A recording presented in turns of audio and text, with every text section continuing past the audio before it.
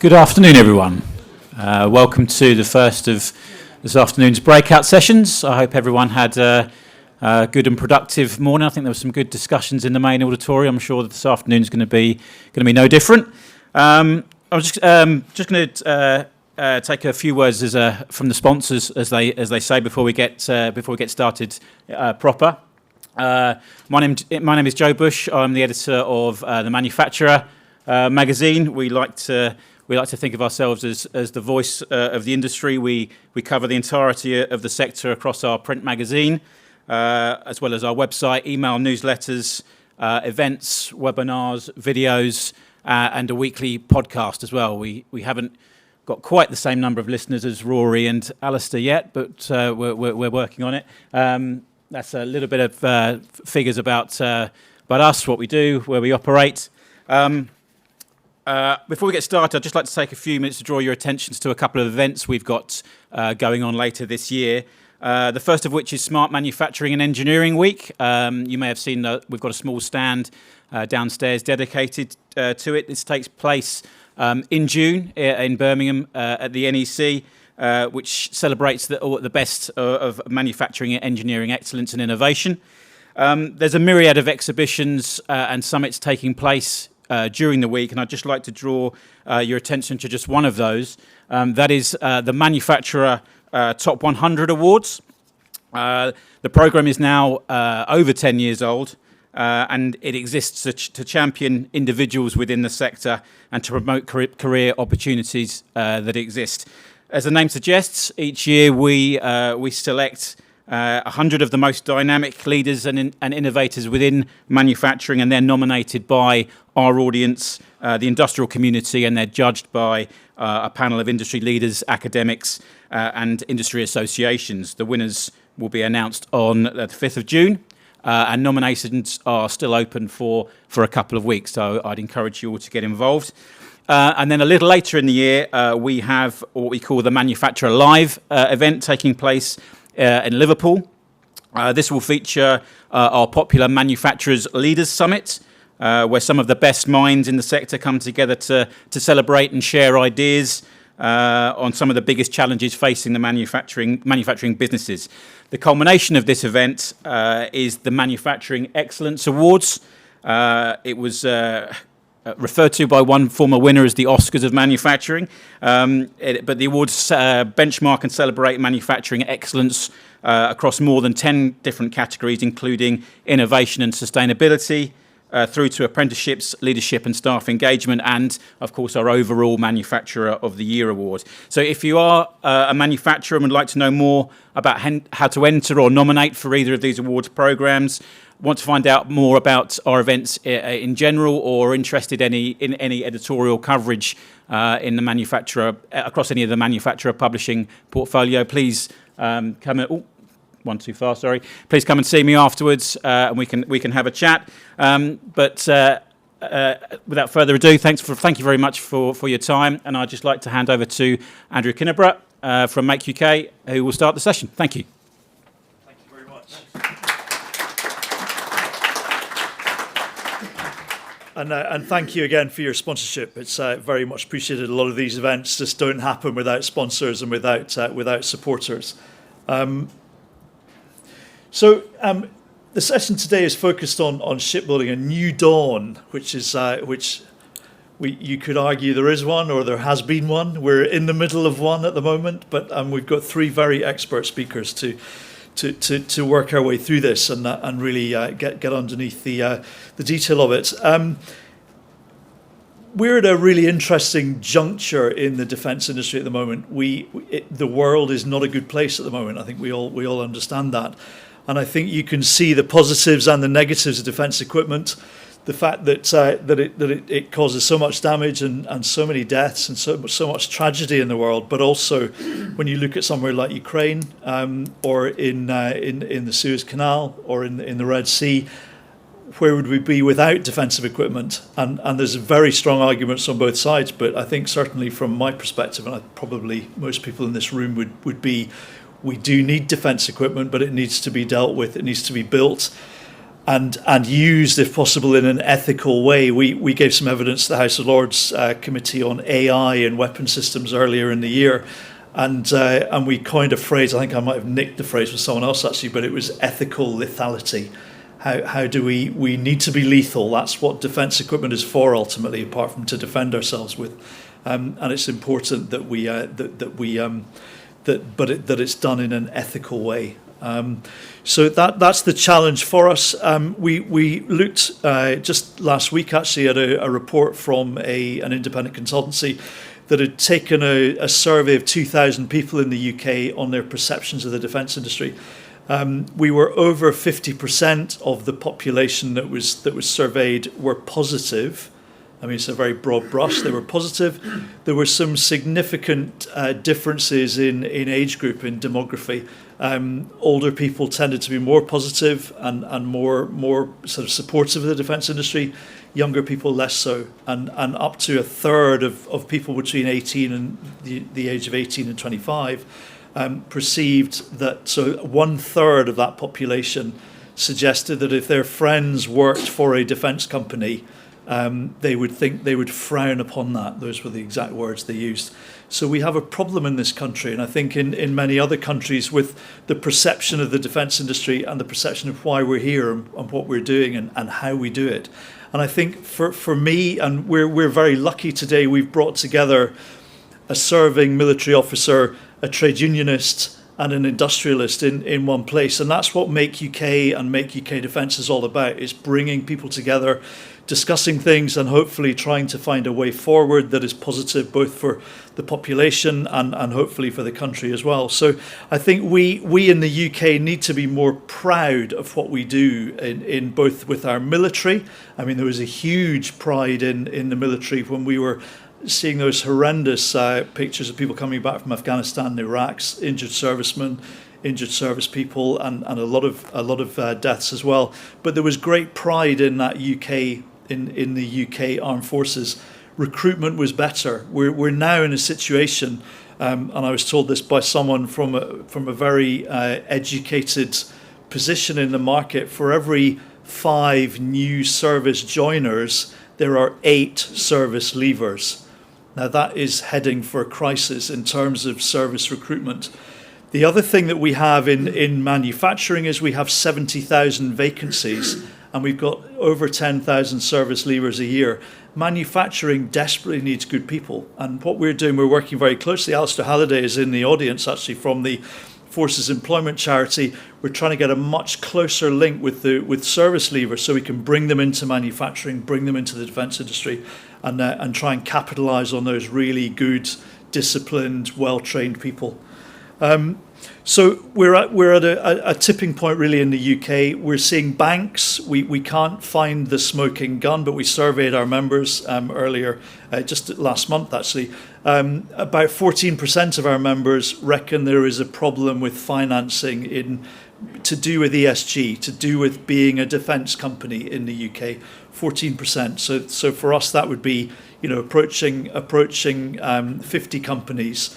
Are having problems getting a bank account. They're having their bank accounts closed. They can't get insurance. There's various things, but you can't get any of those institutions to actually step up and say, we have a problem with defence. They all are in hot denial. No, we're absolutely fine. There's no problem with defence. The reality on the ground, though, is different. If you've got more than 10% of your business in defence, it becomes a problem quite quickly. Not for everybody, but for many. So we need to be more proud of what we do in the military, in the defence industry, and in what we do in this country.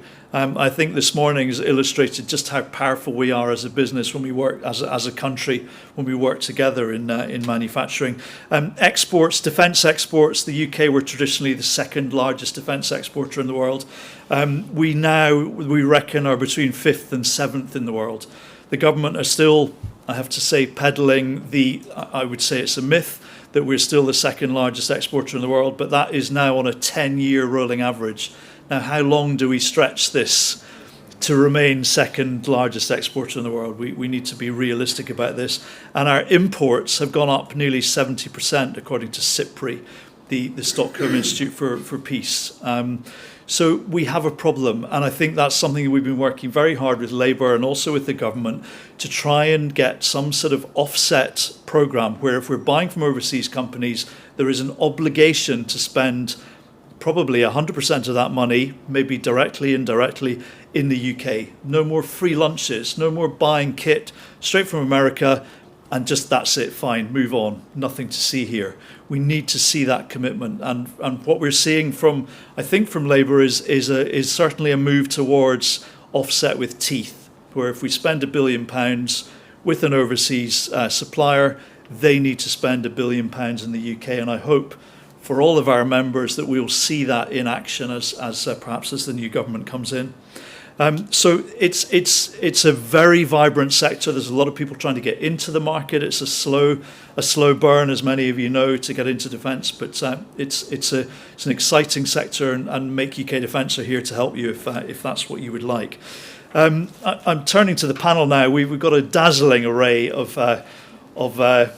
gentlemen of a certain age, which we were just discussing on the panel, actually. We got to get more women into this sector. It's wonderful to see the women that are here, but we need to treble, quadruple the numbers. We've got to work harder at that, and we've got to get better at we have wonderful female apprentices. They win most of the awards in the Make UK national awards. They win loads of awards, but we're not keeping them, and we need to understand why that is. Are we not being flexible enough? What's happening? Where are we losing them at which point? So, but it's wonderful that you're all here, and thank you for coming. So, I'm going to introduce them in order. First of all, we have Sean Brady, Brigadier Sean Brady, Royal Marines. Sean and I first met in a gym, and this is genuine. I'm not taking the piss. Yeah, you're all laughing at me. But I was saying to Sean over lunch, I said I was going to have a show of hands to see which of you think, which of us remained a member of the gym and which of us hasn't been for the last couple of years. So anyway, so Sean is one of the leaders in the Royal Navy in terms of future ships and future shipbuilding. So a really interesting talk from him to just give us a view of the future direction for the Royal Navy, which is fantastic. And then we're going to move on to Ewan Fullerton. Now I lived in Cardross on the River Clyde, on the Clyde estuary, straight opposite Greenock and Gourock and Port Glasgow. And I remember as a boy seeing those shipyards. Probably quite a few of them had shut already by the time I was born, but the Lithgow crane being pulled down, you see those shipyards shutting, and the Clyde built, the mark of quality of building a ship on the Clyde. But BAE Systems are still there and still doing it, and 2 shipyards, and really driving forward in terms of the market and developing some of the most advanced ships in the world, which is fantastic. It's still on the Clyde, still in Scotland, and still using a predominantly UK focused supply chain. So we're going to hear from Ewan as well. And then finally, Bob King, and it's a real personal pleasure for me to welcome Bob here. Make UK was originally set up as the Engineering Employers Federation, which was the employers' representatives, and the Trades Union Congress were on the other side of the table. And I think there was a fair bit of bruising contact over the years. So to have Bob here, who represents, I think, around 15,000 members in the defence community, to have him here, part of the National Shipbuilding Skills Task Force, and very involved with lots of his members around the UK. So I think without further ado, I've probably spoken for too long, as I always do. But I'd like to first of all welcome Sean to the floor. Sean, you're very welcome.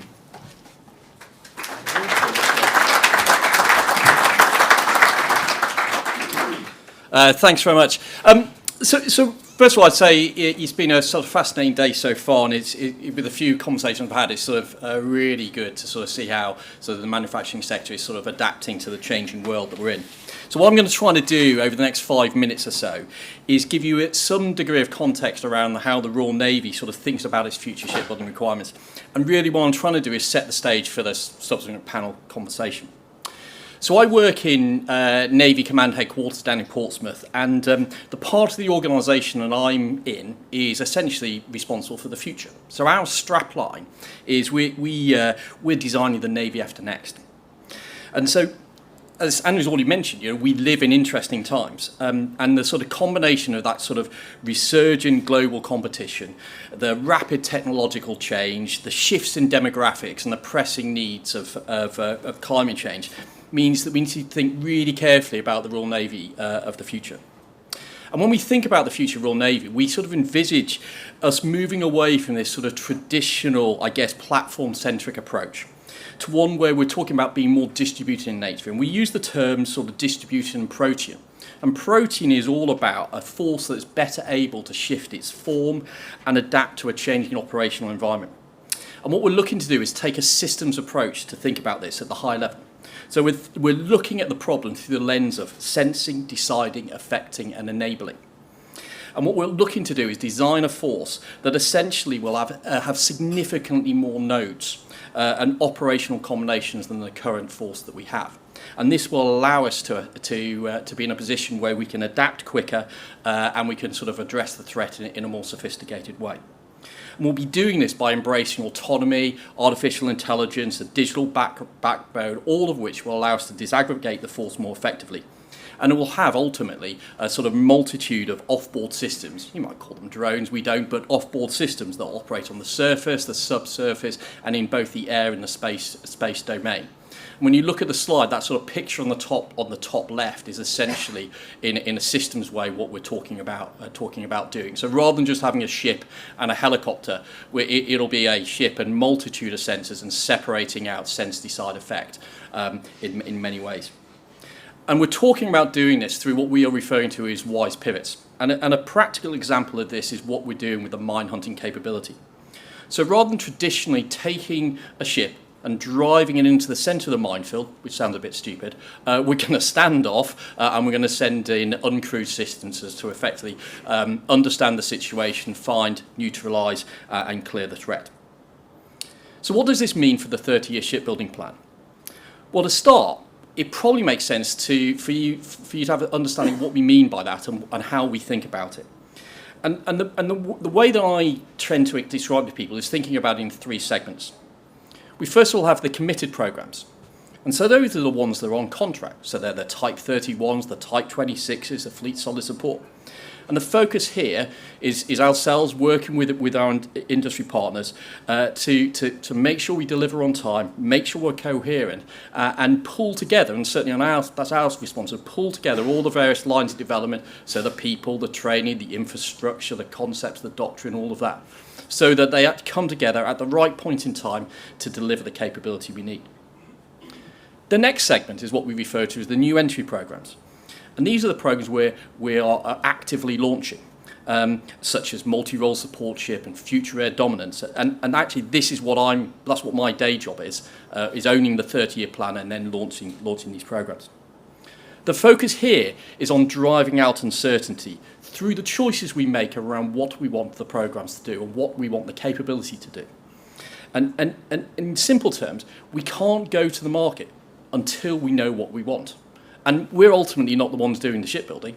That is, the multitude of you out there and other parts of industry. You are the ones who will actually pull all of the bits and pieces together and deliver the capability that we need. But our job is to make sure that we understand what we want, when we want it, and why we want it. And then finally, the last segment is the future programs. Statement to the obvious, this portion of the plan is less well defined. And the focus here is to understand the drivers of change and determine the overall mix and overall shape of the force that will be required. And the challenge is identifying and making the case for some of those longer, slower burn programs, because we're now looking all the way out 15 or 20 years and working out how to get them in train and also then deliver things in a more spiral and agile manner and pull those aspects together.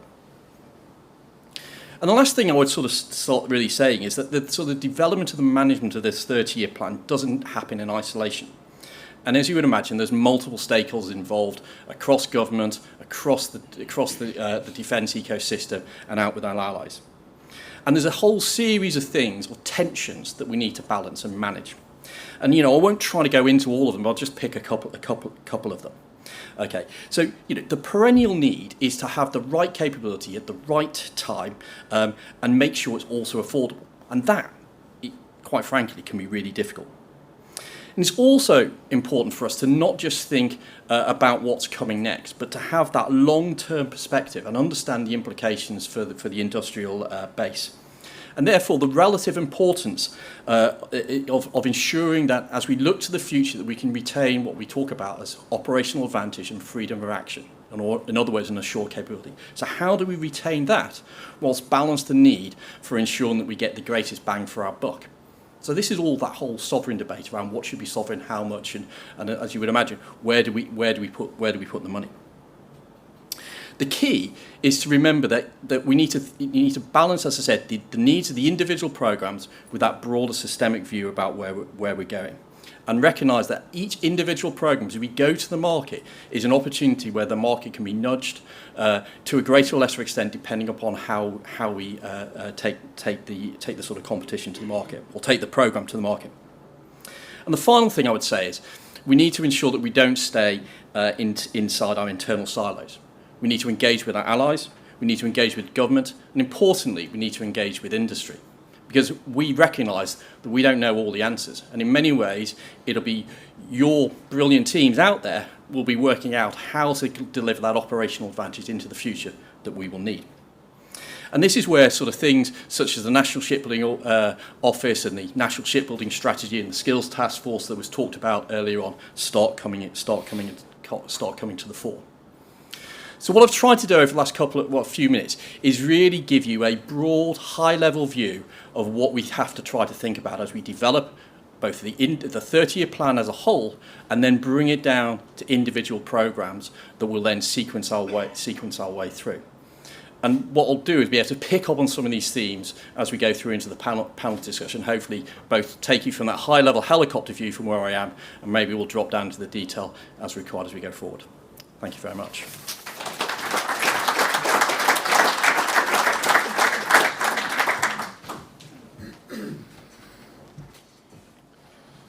And I pressed the wrong button already. There we go. Did I get this back up? Great question.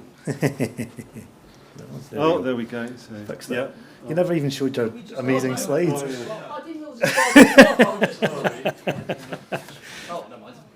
We were just joking before we started that Sean had a job as clicking slides on for various important people in the past, and he lost that job, as you can see. So, afternoon everybody. I am Ewan Fullerton. I'm Head of Manufacturing Engineering for BAE Systems Naval Ships business in Glasgow, covering both the Govan and the Scotstoun yards. What I'd like to cover with you today is a little bit of context around current design and manufacturing, and then looking into the vast opportunities that we have in shipbuilding in the UK going forwards. What I've done on the slide here is just as a kind of lead on from where Sean was discussing earlier on, a little bit of context around where we currently are as a BAE Systems business and the ships that we're looking at now. So the first ship you can see on the left there is the Type 26 Global Combat Ship. So we have 4 ships in manufacture currently in Glasgow. HMS Glasgow, the first of class, should be going to the customer in the next 2 to 3 years. And then the next 3 are concept designs that have been developed by our future business and technology teams.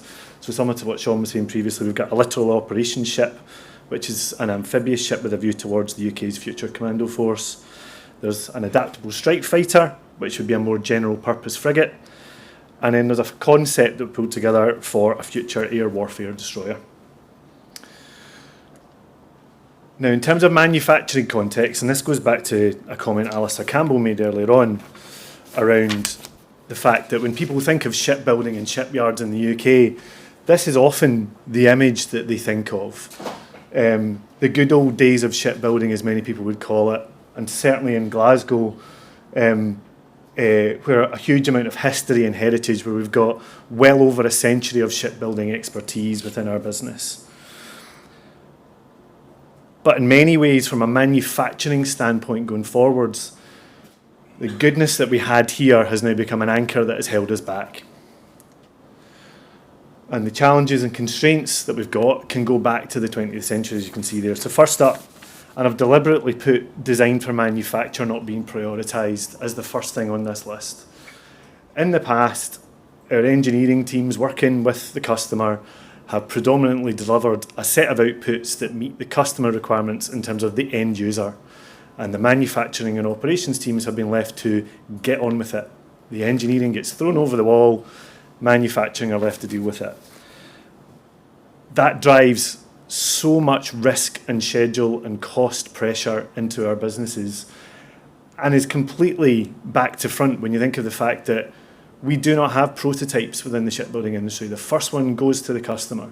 And because of that, we should be way better at ensuring that what we've designed we can actually make and driving out that first of class risk, because it takes up so much time, effort and engineering change to actually remedy it once we're in process. Secondly, there's been a significant lack of investment around shipbuilding in this country for a long time. Shipbuilding has struggled to be profitable for decades, and because of that, investment is very hard to come by. And what we're now at is a position where over the last few years we've been really recognised as being behind our global competitors in terms of our manufacturing infrastructure and the technologies that we deploy. Part of that challenge is also around the fact that there's a huge amount of manual processes which are not optimised nor efficient within our business. It was often seen that it was too hard to make these efficient because it's just a person with a welding torch. How can we make that any better? And so the answer was generally row harder, get some more people in, we'll go a bit faster. Digital manufacturing systems and processes were not embedded. Our designs haven't been engineered for a digital manufacturing system. A lot of our businesses, and I can speak for the yards in Govan and Scotstoun, we only got Wi-Fi into the yards in 2020. There is no manufacturing LAN. There was no opportunity for the operatives to have any manufacturing capability data, to have their drawings to them digitally, for them even to be able to do the basics around logging in and getting into emails or booking holidays. There was no access. They had to go through a supervisor, and the supervisor's role became incredibly cumbersome and a lot of admin when we actually wanted them out doing supervising. Not enough focus on robotics and automation. Again, we haven't designed for those processes. We didn't have the manufacturing controls in place to enable that to happen. And so we've continued with very inefficient manual processes through a lot of our areas. And finally, what I put up there was increased global competition, but I actually think I've changed my view on that. Whilst there is a lot of global competition now, in the past in the UK, there actually probably wasn't enough competition. Contracts were awarded because you'd done the last one. And actually what that drove was a lack of desire and a lack of need within those organisations to actually be better.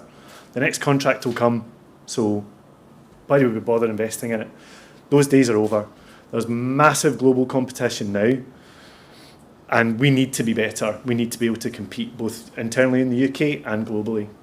And all of these constraints directly impact our shipbuilding workforce. And that's the key here. The things I'm going to discuss for the next few minutes are actually all aimed at people and enabling our shipbuilders to use their skill sets in the most efficient manner. So what does 21st century shipbuilding look like for us? Something more like this. So first up, from a design for manufacturing perspective, where we're going is that engineering now see manufacturing and manufacturing engineering as a key customer and a prime enabler for their design intent. We are working to truly understand our manufacturing capabilities so that we can actually effectively influence future designs.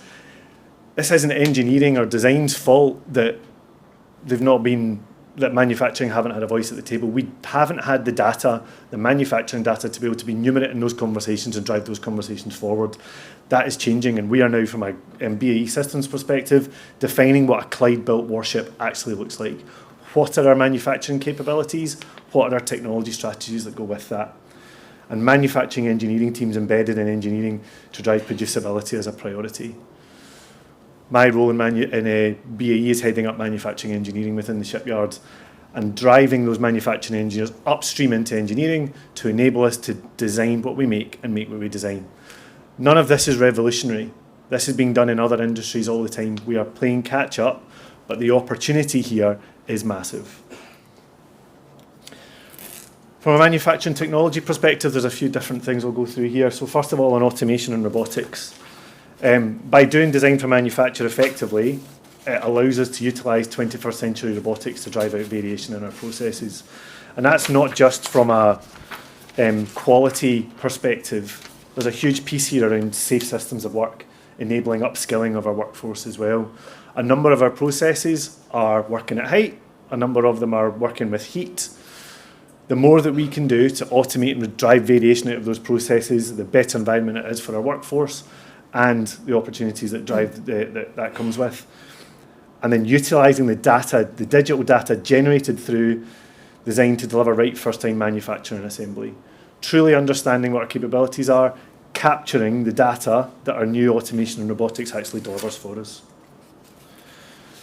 The next step in that journey for us is around digital manufacturing systems. And as I mentioned earlier, until 2020, there was no connectivity in the yard. The digital thread, from a shipyard perspective for BAE Systems, stopped at engineering, and they took it up again somewhere through test and commissioning into service. We have spent a significant amount of money over the last 2 years to deliver what is called our digital shipbuilder programme. And that is named that way deliberately. This is all about enabling the shipbuilder with the information that they need, with the right information at the right time, at the right place. What we're looking to do is actually adapt commercial off-the-shelf manufacturing execution systems to deliver that information and then use that to generate manufacturing capability data to drive the next designs that are coming through. We're already working with our engineering teams on what the Type 45 replacement might look like. And that we've already got a decade's worth of work on site, but we're needing to look forward into what's next. By having this digital enablement and the digital thread cleared through the organisation, we generate that data that is able to help us drive engineering forward.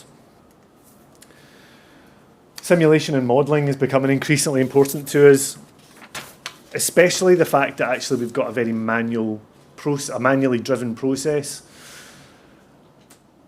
Simulating our automated processes and things like panel lines that are much more robotic is generally quite easy. Some of the data is quite hard to come by, but generally that simulation is easy. Where we're really getting to see the benefit is by looking at how can we simulate the manual processes to truly understand how our business operates. We've got a phrase in the shipyard called the hidden shipyard, because you'll leave on a Friday afternoon and you'll come back on a Monday, work will have been done, and you won't know how it's happened. Because it's the tacit knowledge of the shipbuilders in the yard who are making things happen. Through the Digital Shipbuilder programme, we're opening that digital window into the yard. Through simulation and modelling, we're able to take the data that's generated, accurately simulate that, and then get real-time monitoring and simulation of manufacturing scenarios, taking OEE information from our equipment, feeding it directly into our simulations and driving the business forward by having data-driven decisions being made rather than personality and ego-led decisions, which is how it has been done in the past. And on artificial intelligence, now that we've got the opportunity to have automation and robotics in place, we've got digital shipbuilder there, we've got simulations in place, actually applying sensors to our equipment and using AI to analyse that sensor data is a massive step forward for us in terms of us being able to drive things like total preventative maintenance into the yard. Analysis of manufacturing data to highlight the trends and opportunities that we see is, again, historically been a manufacturing or production engineering role, using AI to actually take that data, do that analysis for us. So we're coming into data that has been analysed and trends already created for us so we can get on with the continuous improvement work. It's a huge step forward. And then finally, virtual prototyping to reduce risk in new technologies or processes. As I said, we very rarely get the opportunity to prototype anything from a ship build perspective. Using AI to virtually prototype either new technologies that come in, new designs that we're looking at, trying to understand if we can actually, if we do get new design tolerances or things like that coming through, how can we use AI to prototype our processes against those new designs and technologies to de-risk us going forward into the future. What this all leads to really is partnering for success as a a real opportunity for us. We're really beginning to work now with the network of UK high-value manufacturing catapult centres to look at driving R&D funding into shipbuilding going forward. Whenever I've gone to the catapult centres over the last 3-4 years and asked them, what does a shipyard of the future look like? Met with blank faces a lot of the time. That is changing now. There's over the last few months, there's been a shipyard of the future task and finish group that we've been working with the MTC and other shipbuilders around the UK to look at what that looks like. We're looking at skills foresighting, so around all this AI, robotics, automation, digital skills, what are the future skills we're going to need for our yards, but also partnering with the other shipyards around the UK and looking at UK shipbuilding PLC as a whole. Where are the particular areas of expertise around the UK that we can work together to deliver the goodness for the industry going forward as a whole, as the opportunities that are existing in shipbuilding for us are massive over the next few years. And this is just finally a digital rendering of the new Clyde build hall that's currently going up in Glasgow. This might seem very basic, but we've been building ships outside in Glasgow for the last century. We have 260 days of rain every year in Glasgow. Never. That's just in January. And we put our shipbuilding workforce out into that every year. And actually, it's worse in the summer. We've got really high humidity and the ship becomes like a greenhouse. Finally, we've got the investment in place to go and build this new build hall where we can have 2 Type 26s built under cover in Glasgow. And what this fundamentally will do for us is drive significant, not just performance improvement, but is the leading beacon for us in terms of our cultural change within the yard and really driving us culturally forward for a 21st century business. And as I said at the start, this is all about driving goodness for our people.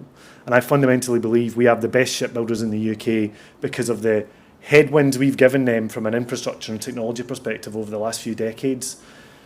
By now putting these new facilities in place and new technologies in place and allowing them to unlock their potential, we've got a really bright future, and this is just the first sign of that coming together in Glasgow.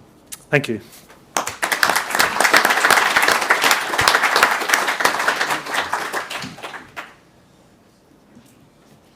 Can I use Sean's slide? Right. Mind you, I haven't got my glasses on, so whether this is going to work or not. Do I press the middle bit? No, the one on the right. I'm not used to pressing anything on the right. Oh, there we go. So you've worked out who the trade union officer is now. Anyway, I was just thinking the actual anything diverse about the panel is our hairlines, which slowly progress. So good afternoon. I'm going to try and remember that you're not my audience, but I hope by the end of this that you may be. And I just wanted to start by thanking Andrew, and we didn't meet in the gym or anywhere else that needs some explanation. But we have had some conversations about working together with employers and particularly with SMEs. So just by a little bit of way of background, which I'll go through, we have thousands of members, not only through Prospect, which is the trade union that I'm National Secretary for Defence Board, but also through the Confederation of Shipbuilding and Engineering Unions, of which I'm President very proudly. We have around about 250,000 workers across probably most of the industries in this room, and certainly an awful lot within shipbuilding across the affiliate trade unions, which are ourselves, Unite the Union, GMB, and also community who are heavily engaged in trying to protect jobs within the UK steel industry. So part of what I wanted to say today was just to give you a little bit of a background about how we worked with Make UK and with other organisations, which I won't mention because this is a Make UK event. But we, just to give you an idea, so Prospect, through its research department, produced a report on defence procurement. We believe a landmark report. We were invited to present that to select committees. We were invited to present that to the Scottish Parliament, which we did. And the joint launch of that event was hosted by Make UK, and Andrew spoke at that event along with the then Defence Procurement Shadow Minister. So we've worked with those organisations because there's this very fundamental point about work, is there is an issue that we can all agree on, is that we should have more jobs in the UK, more secure jobs in the UK, and the ability to pay decent terms and conditions and decent pensions and decent healthcare. We want you to generate money. We know where you live when you've generated it, and we're going to want to have a conversation with you about pay, but at the end of the day, it's beneficial to our members for you to all be successful. So the CSU is engaged in a lot of the projects that BAE are involved in. For instance, we're involved in AUKUS, which is the trilateral part of which is the submarine programme, which our members proudly are working on already in Barrow and across BAE South sites in terms of submarine design. We work with Babcock in relation to the type. Am I allowed to mention Babcock with BAE? Is that right? We work with Babcock on the Type 31 programme, which is obviously currently being built in Rosyth, but also the sister programme that's being built in Gdansk in Poland as well. And we internationally collaborate across AFL-CIO. Those of you who work in the States will be aware of the work that they do across the industry, and we also work with Canadian trade unions and Australian trade unions and all of the trade unions across Europe through Industrial, which is the global trade union body. And we do that to maintain jobs. So if you ever, and I'm sure you all don't because you all look like friendly faces, if you ever think that trade unions are your enemy, they're not. We're all coming at the same thing from the same direction. We just might want a little bit more money when you've made it. So I was CSU representative, and the UK Shipbuilding Skills Task Force was mentioned, and that the UK Shipbuilding Skills, UKSST, I'll do that shorter, concluded end of last year. Part of the outputs from that is what I'm going to go through in the slides, but one of the important things that came from that was the Shipbuilding Delivery Group, which is going to be the next group that goes on for that. That, I think, is being appointed essentially as we speak, and in fact it may already have been done, and I'm very pleased to say that there will be trade union representatives on there, and there'll be representatives from SMEs, and there'll be representatives from primes as well. And one of the points that I raised, and not just because I'm mates with Andrew, I was very disappointed when we had the Shipbuilding Skills Task Force that although there were a couple of SMEs that were on there, there was no representative from Make UK. So I don't know whether anybody's been put forward for the SDG, but my colleagues will be on there, and we're happy to put forward those points. The point my wife said I should make is the fact is I should go through that so you know who we are, and not all trade unions are the same, and the only thing that I do share with Mick Lynch is a hairdresser. So now Ewan talked about. That was her joke. That's the only one you're going to laugh at. All mine are rubbish. So Ewan's rather modern view of the Clyde was, I think I might be able to trump that. So this is a picture from 1873. And most speakers in the events ask you to turn your phone off, but I'm going to ask you to turn it on. And I'm going to ask you to Google shipbuilding. I'm not joking, seriously. Turn your phone on, Google shipbuilding. And you'll find that will be the first picture that will come up. It's from Wikipedia. It's from 1873. I'm pretty sure, last time I checked, and I was on HMS Glasgow when it was being built, that we don't actually do things like that anymore. So the point is how are we supposed to attract people into the industry? You know, if our vision of that is from 1873, it doesn't get any better. If you now Google British shipbuilding, you'll get this photograph of that famous British shipyard in a seaside village called Hamburg. Which is where the Bismarck was built. Again, Google Brit, and it's because there are not the images that we need in order to get out there. And it was one of the first things that came out when we looked at when we sat down as a task force, and the task force was made up of, there was myself, there was a colleague from the Irish trade unions, there were colleagues from Babcock, there was Paul Feely, who Ewan's last slide was very impressive, but when I talk to Paul Feely, I can see that site out of his window, which I refer to as allotment, because I think at the moment it's just, but it will be very impressive. So Paul Feely, who's head of the academy. Yep. Yeah. And we had educationalists on there as well. It was chaired by the principal from the City of Glasgow University, and it was very diverse. But there were also small boat builders. There was Berthon on the south coast, also Princess Yachts. There was the principal of the Cowes College on Isle of Wight, because we were obviously keen in involving coastal communities as well. But one of the first things we came up with was the fact that the image of the industry was incredibly poor. and that we were going to need to work to improve the image, not just by getting better photos on the internet, but by encouraging and making sure that people were aware of the raft of available jobs that were available through shipbuilding. So these were the recommendations. The report, incidentally, is available. I'm going to say it's available via the Prospect website, which is craftily displayed at the bottom of the screen, and you can get a whole copy of the report. You can also get it through the City of Glasgow's University, but I think our website's better. And these were the recommendations that we came out with from the task force.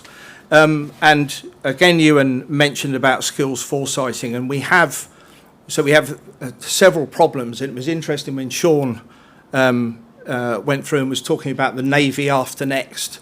So we've got a problem of attracting people into the industry now because of the images that we've seen. But we've got a problem with knowing what we're going to need to do, what skills we're going to need for the next generation of shipbuilding.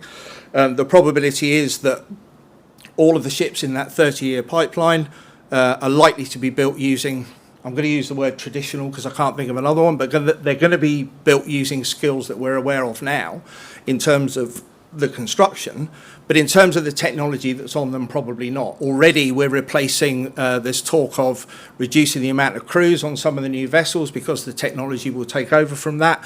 There's more autonomous, I prefer autonomous to drones as well. I think we're on board with that one. So autonomous vehicles, and these are not new things. I remember being down at Bincleaves in the 1990s, and some of those were already being trialled down on the south coast.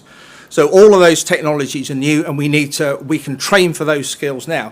What we can't train for is what's next, because we don't know. You go off into this whole Rumsfeldism of the known knowns and the unknown unknowns, and we don't know what those skills are going to be. So we have a current skills gap, we have the next generation skills gap, and then we have foresighting to try and work out what it is that we need to do next.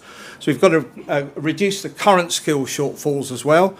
There are huge gaps. Again, I talked to Paul and colleagues at BAE Systems, but also across other areas of the industry where we just simply can't attract people in. People want to go into media studies. People want to go into probably some of the work that's done in this room by those smaller organisations and industries.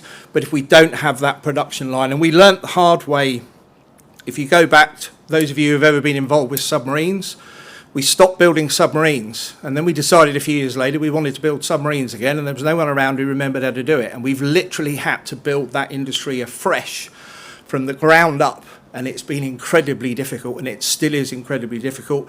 I talk to colleagues at Barrow on practically a daily basis, and your colleague at Barrow is getting he's got a bit of hair left, but not a great deal, and it's incredibly stressful. There's a huge programme of work to deliver, incredibly exciting work. If you ever get the chance to go to Barrow, go to Barrow, get the tour, and you'll find that the average age on that production line is in the mid-20s, which is incredible. But we're having to start the industry again. We can't afford to do that with shipbuilding.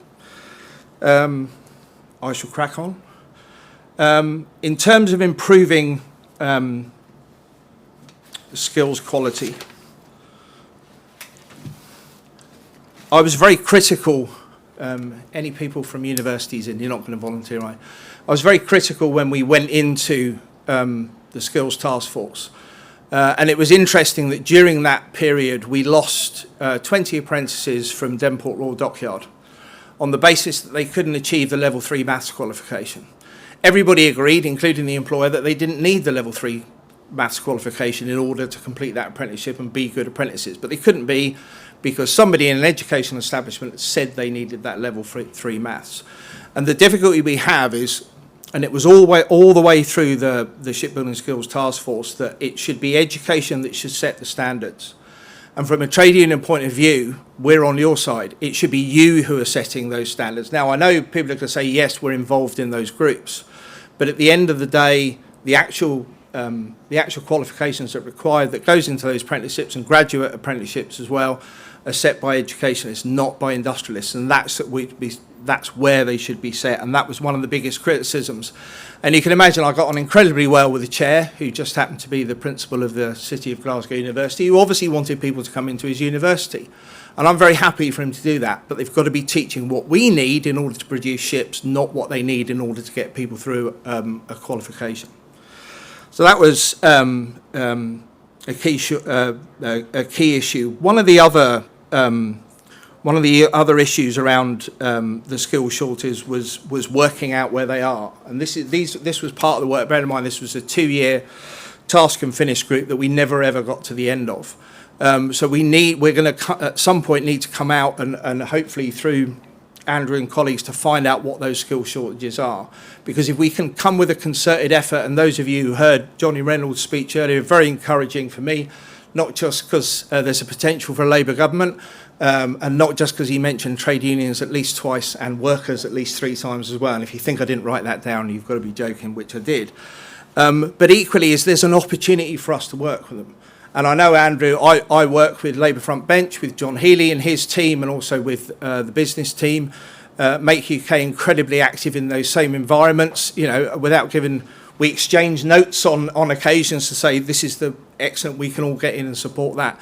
So there's a massive opportunity for you to do that through your organisation, and hopefully that will help. I'm conscious that these slides are going considerably slower than I thought they were going to be, so I'm going to move on. So I'm going to finish with a few quotes from the task force. So one of the points, and this was something that we pushed to have in the report, and Sean and I had briefly had this conversation about the 30-year pipeline. Brilliant idea. Can we have all the work, please?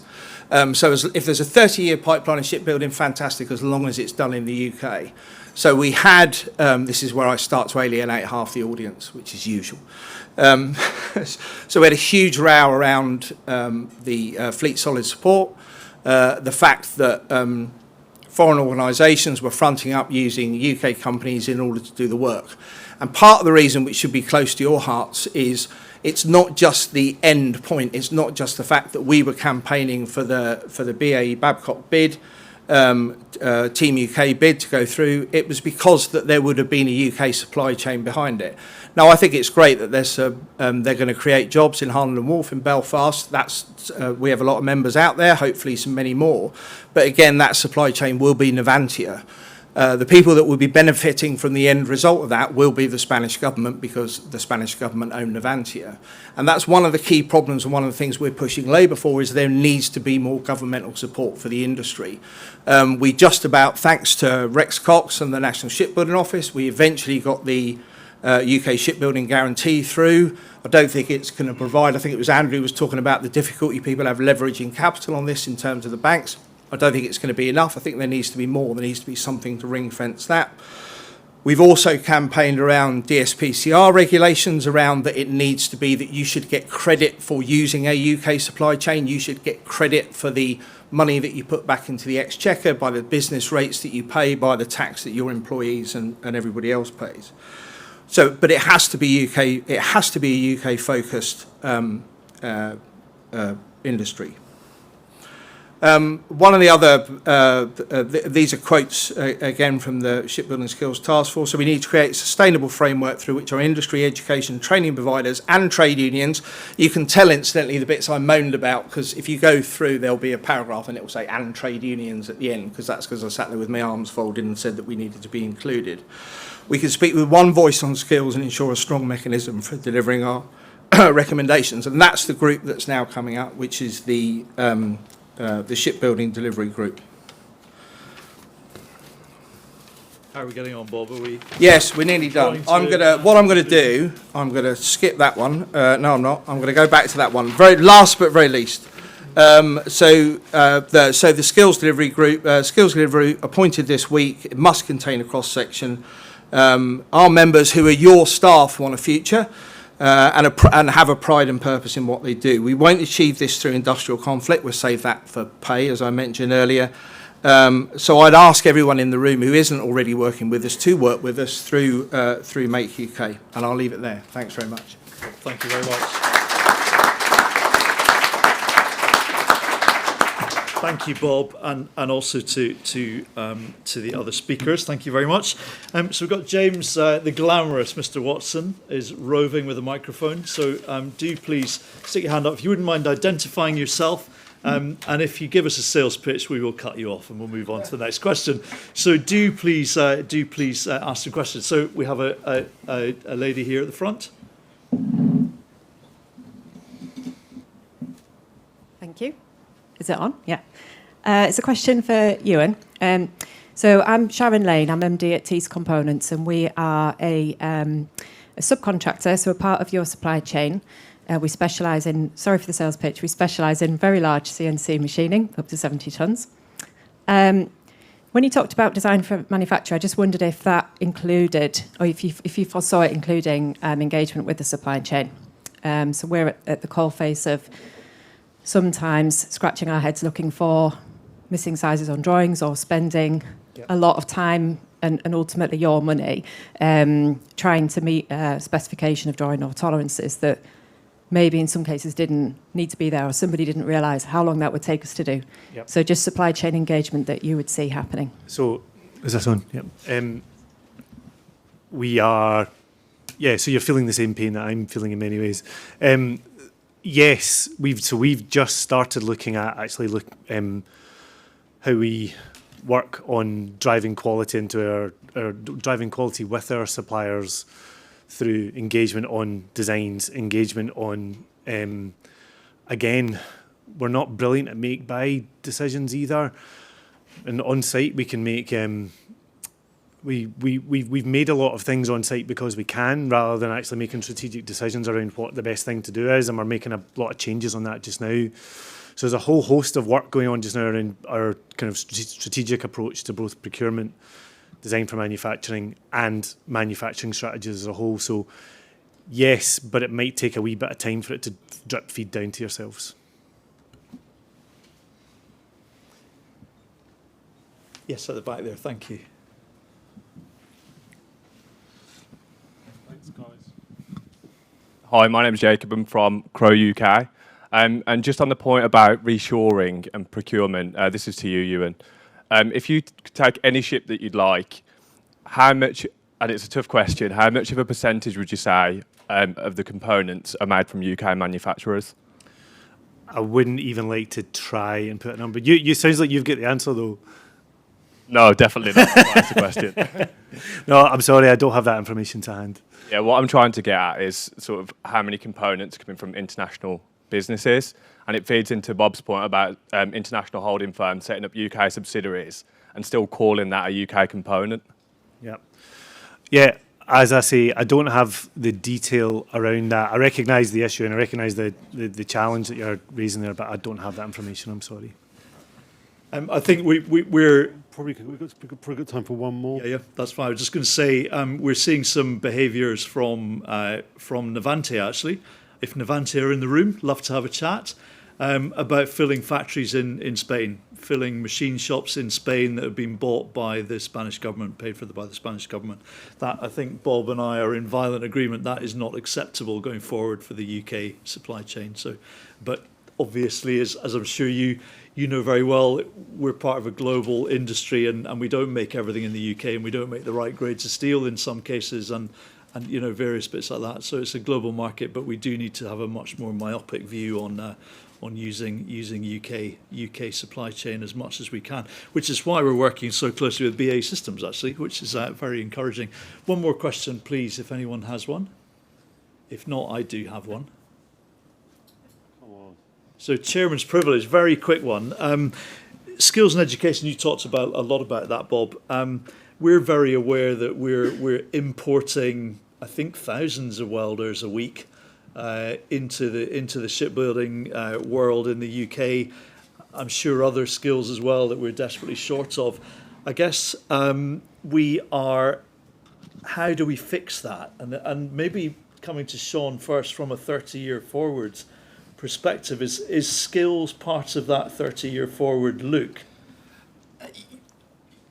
Or is that devolved? Well, I think the answer is yes, but it's not us. So I think this is where the National Shipbuilding Office comes into play. So we've now actually got a quite nice situation where the sort of Royal Navy can have its own internal discussions around what it requires as we look to the future.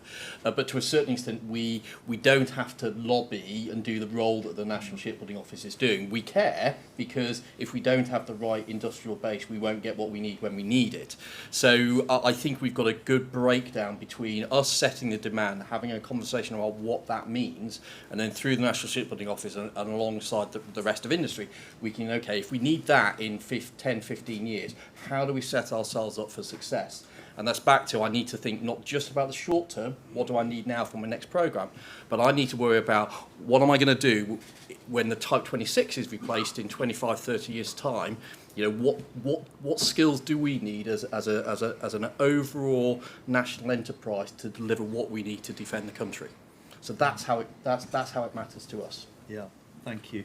I think, sorry, just on that, I think the other element is the fact is, and Brexit's been mentioned a few times, we've got to try and reinvigorate the flexibility to use surge workforce as well. Because part of the problem we've had is we can't now get welders in. There are particular points in projects where you need another 50 welders.